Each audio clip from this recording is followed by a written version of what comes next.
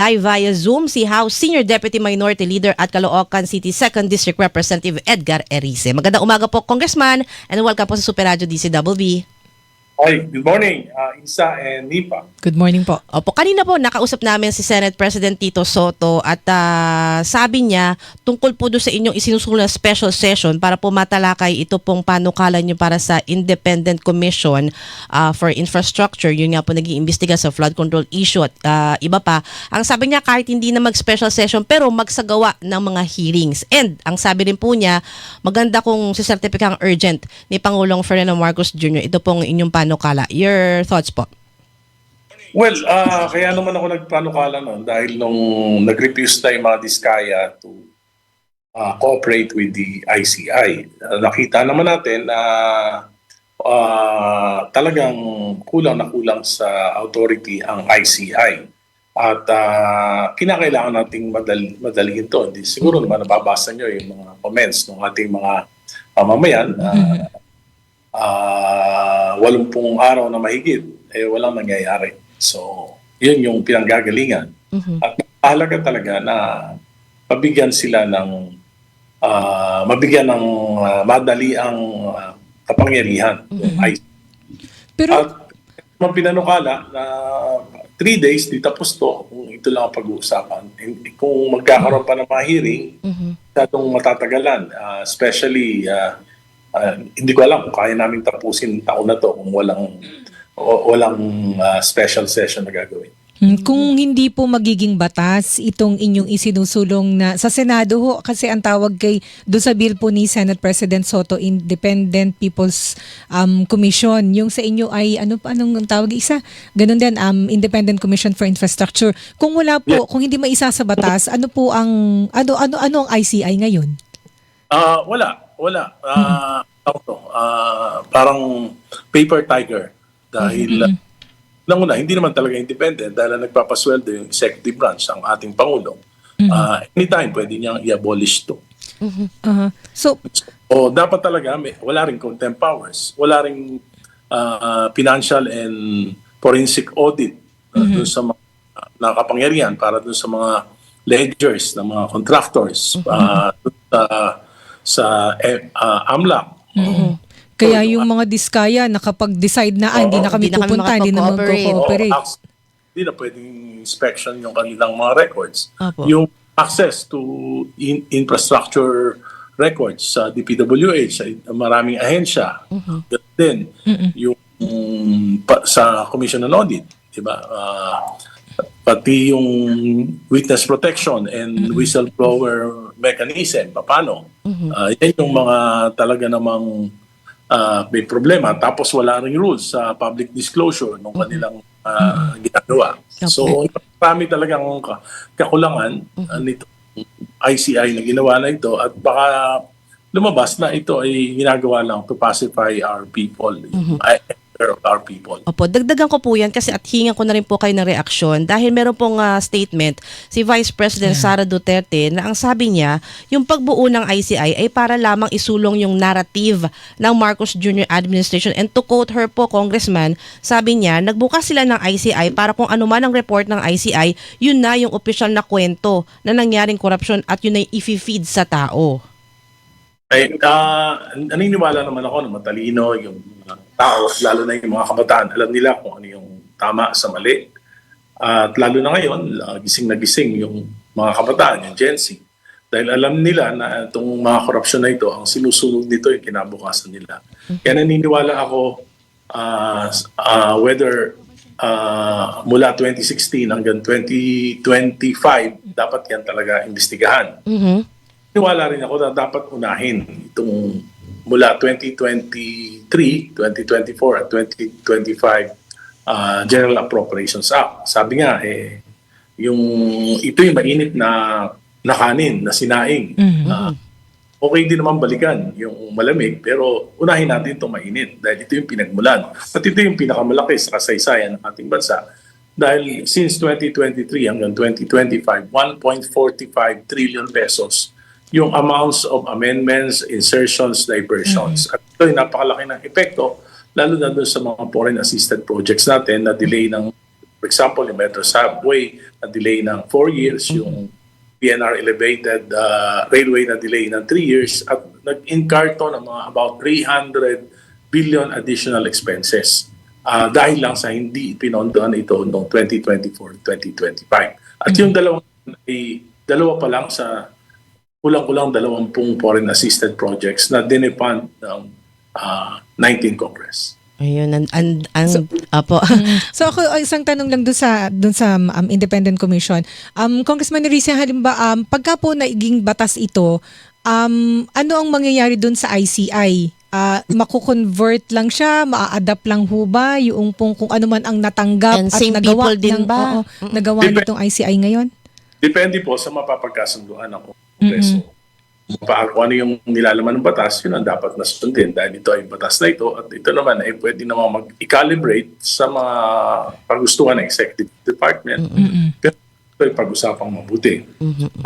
Iniwala ako na dapat na nagpapasweldo nito yung Republic, hindi isang branch ng government. At ang dapat, yung appointments nito ay dumadaan din sa appointments ng mga miyembro nito ay dumadaan sa masusing pag-aaral. Ay kasi pag kung magkakaroon pa po tayo ng ganito, ito nga yung meron na tayong ICI at kung halimbawa gagawing batas pa, hindi ho ba another layer lang ito? Bakit hindi na lang po palakasin ang Department of Justice Or at yung saka ang ombudsman? Ombudsman? Ang ending naman po, Ombudsman din, sir. Nakita naman natin na yung Ombudsman at yung Department of Justice, yung rate nung kanilang yung sa dami ng mga kaso na nilang kinakaharap ay palagay ko hindi ito mabibigyan ng mabilis na aksyon. Kinakailangan talaga may concentration dito sa infrastructure. Dahil Ombudsman, ang DOJ, lalo na DOJ, ang kaso niyan, takot-takot. Dapat talaga makapag-concentrate lang dito upang maiwasan na ito. Dahil ito yung pinakamalaking korupsyon sa kasaysayan ng bansa. Abot na ng trilyon. Apo. Trilyon. So, kaya nga yung trillion peso, trillion march. Opo. Dahil yun, So nakita natin na may public anger at kinakailangan. Nag-umpisa yan sa Million March, naging Billion March. Naging billion to trillion na. Pabira. Anyway, Congressman, matanong lang din po namin kayo tungkol doon sa Unprogrammed Appropriations o UA. Dahil kanina din po, nakausap namin si Senate President Tito Soto, ang kanyang pagtitiyak dapat malinis yung 2026 budget. And meron po siya nabanggit doon sa UA. Pero pananatilihin nyo sa foreign assisted, di ba? And sabi po niya, bukas mag-uusap sila ni House Speaker Faustino D. regarding po dito sa issue ng UA kasi may binanggit daw po si Speaker 40 or nasa 80 billion 80 billion pesos po yung UAs, pero sa inyo po sa minority may nabanggit po kayo 200 plus billion, di ba? 143 billion po yung 243 billion. Opo. So ano po yung 80 billion na binabanggit si Speaker? I'm supposed to support yung unprogrammed funds. At binabanggit po siguro ni Speaker yung para sa foreign assisted. Pero there are others, like for example for the Armed Forces of the Philippines, na mga unprogrammed funds. Alam niyo yung unprogrammed funds, ano yan madaya yan Bakit? Kasi wala naman kasi ang budget, di ba? Yung budget na sinasabi ng Pangulo, budget of expenditures. Yung pangalawang portion, sources of financing. Kaya nga BESF, yun yung sinasubmit sa amin, yan yung MEP. Pero yung program funds, meron niyang both budget of expenditures and sources of financing. Yung unprogrammed funds, wala pa yung kasiguradihan, walang financing. Mag lang yan kung may darating. Ano ba yung pinanggagalingan nung unprogrammed funds? Una, kung may may savings. Pero yung savings, matagal pa yan. Hindi pa nga nag-uumpisa, di savings na kagad. So, pangalawa, kung merong biglaang revenue, birang-bira naman mangyari yun. Pangatlo, kung merong biglaang loans, loan proceed, utang na naman sa yung negotiation for loan proceed, taon din yan. So, bakit hindi na lang kung talagang mahalaga yung nandun sa program funds, yun ang ilagay sa program funds. At yung di mahalaga gano, yun ang mamili ang kaya nga mamimili dapat ang presidente kung ano yung priority niya. Kaya kung tawagin niya President's budget. Ang mali ng mga nakaraan, ginamit yang program appropriations na yan para yung mga program appropriations, inilipat yan eh. 1 trillion yung inilipat sa 3 taon sa program. Tapos ang pinasok, yung mga priority legislative, yung mga pet projects ng mga legislators in the House, in the Senate. And yun, hindi na pag-aaralan. Hindi dumaan yun sa proseso ng agency. Kita mo, saan ang galing yan? Kila Bryce Hernandez, kila Alcantara. Yes. Doon ang galing yan. At doon sa mga contractors, nakipagsabuatan na sa baba, nilagay nila sa program funds yung dapat na nasaan program. Kaya, pangalawa, may doubt ako sa legality ng constitutionality ng unprogram funds kasi dapat kasi hindi lump sum. Diba? Hindi lump sum. Bawal. Kaya nga pinagbawal yung pangalawa, dahil walang source of financing. Hindi pwede magpasa ang Kongreso ng pagkakagastusan ng gobyerno na wala namang kaakibat na panggagalingan ng pondo. Opo, pero unprogrammed, sir, pero nare-release. Yun na. Diba? Kaya nga, ginagawa nila, hindi ko alam. Kaya hindi rin ako naniniwala na hindi alam to ng Department of Budget and Management. Yun. Sa tagal ko sa gobyerno, alam ko matitinik yung mga nasa DBM, sa Committee on Appropriations ng House. Alam ko matitinik yung mga yan. Kaya alam nila yan. Alam nila yan.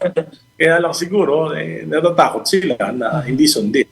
Hindi nila kasi kung sinasabi ni Pangulong Marcos, hindi niya alam, yun ang problema. Hindi pinalam sa kanya. Dapat alam yan ng kanyang DBM, ng PCC. Kasi sana ko isang taon lang, 2023. Pero 2024, 2025, nangyari. Ibig sabihin, naging yan yung modus operandi for 3 years. Alam dapat yan ang DBM. Dapat pinaalam yan sa Pangulo. Pero noong 2025, nung pumutok yan, 29 billion lang yung binito ng Pangulo. Karamihan pa rin. Ano, sabi nila, FLR. Pero hindi natin alam kung ano na-release, ano yung hindi na-release. Ayun. Diba?